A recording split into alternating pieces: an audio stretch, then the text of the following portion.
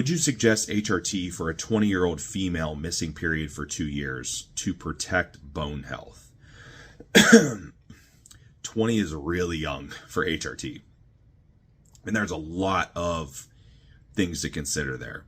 At 20, you really don't have much life experience. You probably don't have a whole lot of thought on things like family planning and what that's going to look like, or, fertility concerns later on, so on and so forth.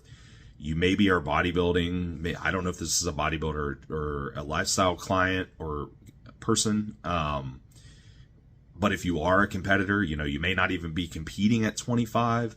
So the biggest thing here is just regretting a decision that you make at 20 that has a huge impact on all of those other outcomes later on, because you're very young.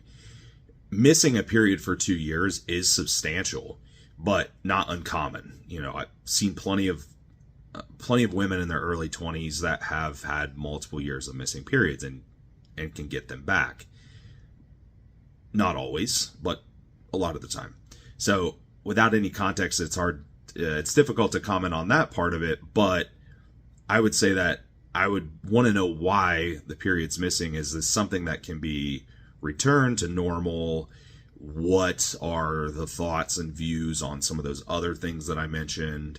Because that is a huge decision at a young age. So for me personally, if I'm coaching this individual, I'm going to try to avoid that as much as possible and exhaust every other possible variable that I can before going that route. Because that is not something that's probably going to be super wise at that age for a number of reasons.